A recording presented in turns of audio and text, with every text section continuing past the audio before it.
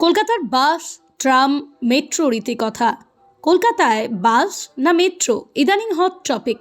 Sector 5 Sealdah Esplanade হয়ে হাওড়া পর্যন্ত east ও West মেট্রোর চাকা ঘোরার পরেই প্রশ্ন উঠেছে, এবার কি তবে বাস বিদায় নিচ্ছে? সত্যি কি তার? চলুন জেনে নিই ইতিহাস।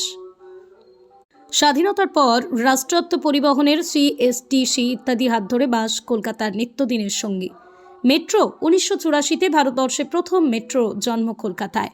এসপ্ল্যানেড থেকে টালিগঞ্জ, আজ 40-এর দোরগোড়ায় সেই যাত্রা আরও বড়। কলকাতায় চলাচলের শিকড় কিন্তু রেলেরই। ইতিহাসে 19 শতকের মাঝামাঝি থেকে 1854 15ই অগস্ট হাওড়া হুগলি যাত্রায় পূর্ব ভারতে যাত্রীবাহী রেলের সূচনা।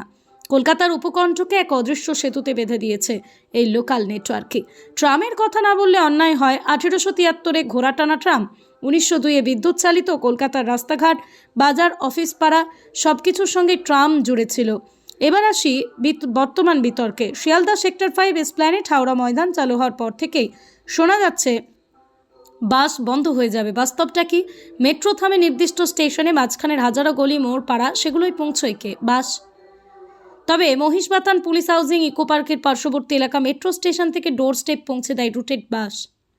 তাহলে বাস বনাম মেট্রো নয়, বাস, মেট্রো, লোকাল ট্রেন সবই এই ত্রয়ী কলকাতার শ্বাস প্রশ্বাস। শেষ কথা, কলকাতার সবসময় একটার বদলে আরেকটা বেছে নেয় না, বেছে নেয় একটার সঙ্গে আরেকটি। ইতিহাস তাই বলে। আজকের খবর, মাঠের পরিসংখ্যান আর আপনার আমার প্রতিদিনের যাত্রাও তাই প্রমাণ করে।